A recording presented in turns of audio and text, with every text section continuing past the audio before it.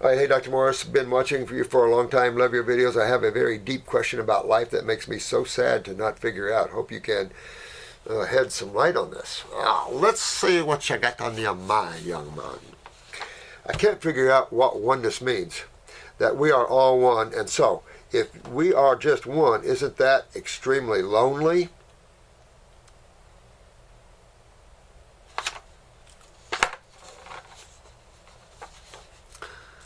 That means I'm the only being in the universe and always will be. Or is it that everyone is alone in their own universe and we play as immortal, as individuals for eternity?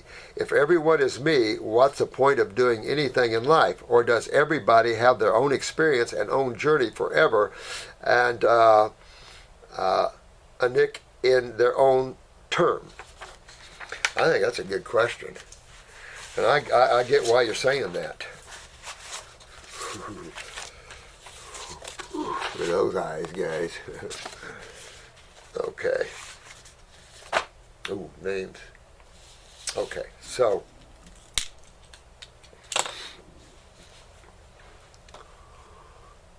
if you go and you look in Christianity has a tug of war in their literature, in their Bibles. The tug of war comes from two different levels of looking at things. The first comes through the words omnipotent, omnipresent, and omniscient. Those terms basically mean that the Christian view of God from those terms is everything. It's in all places, it's all powerful, and all knowing. When you're using those terms, there's nothing outside of that. We live in a world where there's drawers to this desk, there's a door for me to walk out of, and a truck for me to get into. Right? But if you're talking about everything, omnipotent, omnipresent, omniscient, talking about something that's everything,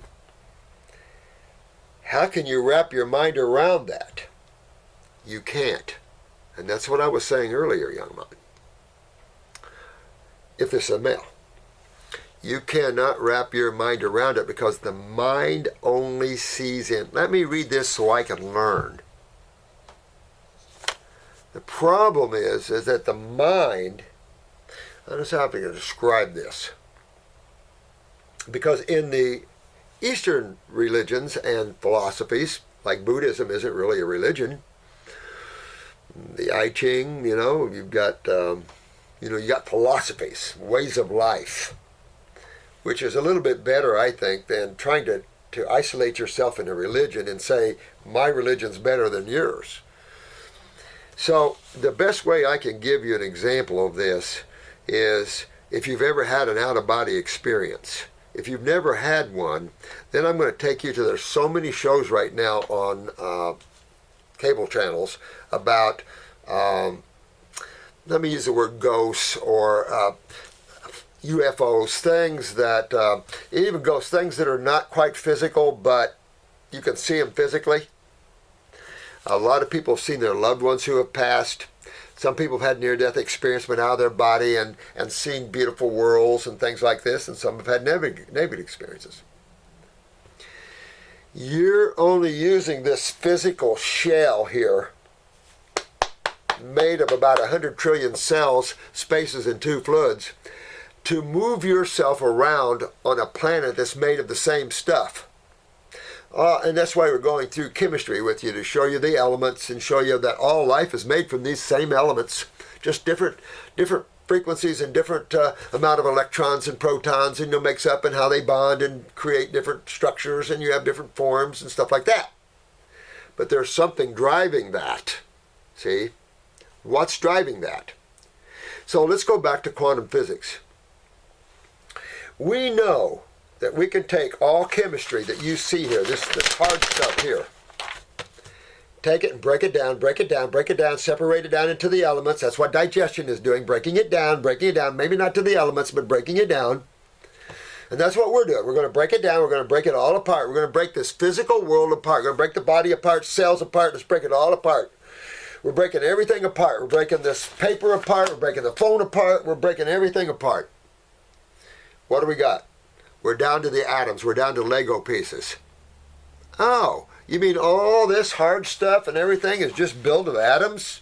All atoms in different configurations and... yeah, exactly.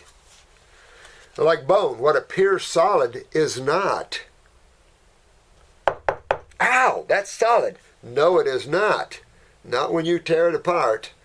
That's the interesting thing. That's what makes science kind of fun sometimes, you know. So, who are you anyway? Here's an individual, this is an individual. Everything here is separate from me. Everything is separate from me, right? So now the physical, we're all separate. Emotionally, we're all separate.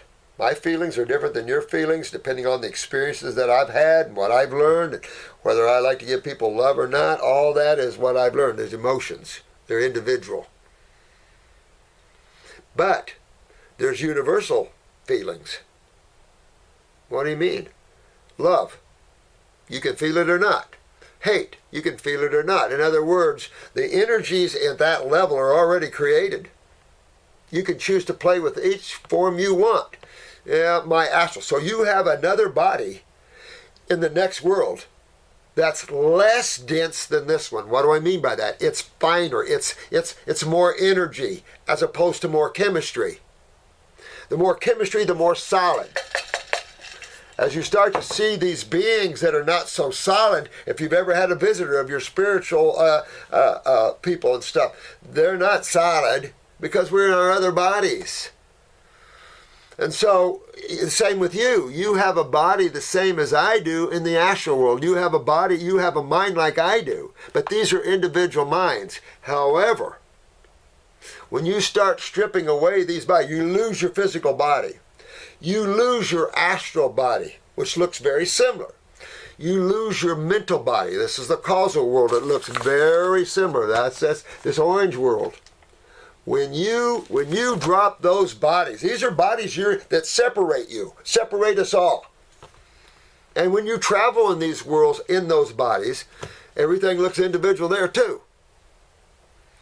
Except as you start getting more closer to that which is omnipresent, omnipotent, and omniscient, which means that it also wraps around creation. In other words, there isn't consciousness and here's creation. No, we're all consciousness. Creation, excuse me, creation is within consciousness. It's the illusion that consciousness plays on itself. Because you brought up a good point. That alone exists. God doesn't have a bunch of gods because that would dictate separation, isolation. That would mean that it wouldn't be omnipresent, omnipotent, and omniscient, so it wouldn't have the ability to do all this stuff. Because it's an individual, and that the power would be individual, so that would determine on their work. See, you can't go there. So if you reverse your awareness, all life is manifesting within this infinite awareness. And Christianity, again, uses the term, no beginning and no ending. NASA's starting to use that term, no beginning, no ending, because you're now in the millions of galaxies. You can't seem to find an end to it. Your individual minds can't wrap that. So for it, which is all things, to have any type of manifestation or fun, think about this, that alone exists. You bring up a good point. And when you start realizing that you've pulled your parents and your loved ones, your wife, your kids, your husband, all around you, and when those are all put away, you're standing there at the precipice of the universes alone. And it's there's two aspects of aloneness. There's loneliness and there's aloneness. The aloneness, not loneliness. That's when you see yourself as not as good, or you need someone and they're not there, no one loves you. Bah! Get all that away and go into the self. it is the most alone state you'll ever be. You'll realize that every single expression of God, whether it's this phone, whether it's me, whether it's this cup, stands alone in creation.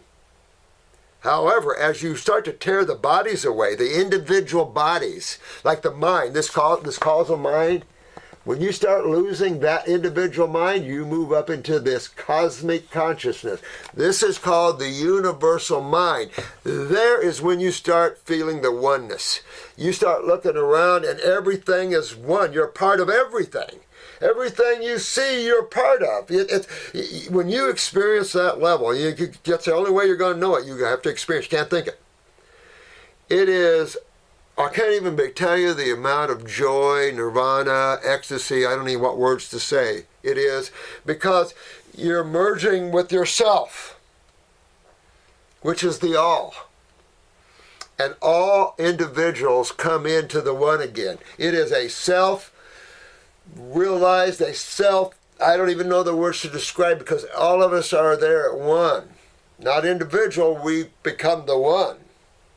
There's no isolation in those high worlds like up here. This is it. That's where you come from.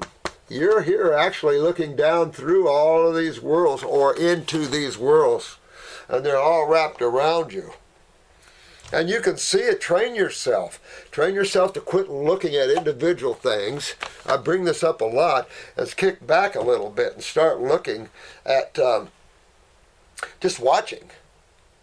And you'll start to see things merge and become one. I will say this to you. It is an extremely alone state.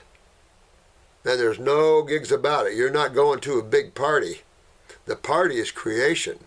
Because if you're the only thing that exists, my friend, what would you do? If you're the only thing that exists, what would you do? Well, let me tell you, you're doing it now. You're doing it now. And when you realize who you are, and you realize who everyone else is doing it now, I hope to hell you have a deep sense of humility and love for all things. Because we're all from that. It's all around us. So don't feel lonely, but stop separating yourself. Work in the present moment. And that's how you hook up to consciousness, is you quit thinking. I've been trying to feed you all this for a long time. Stop thinking. You know, my master told me years ago, he said, stop thinking and stop talking. And he said, there's nothing you won't know. Think about that.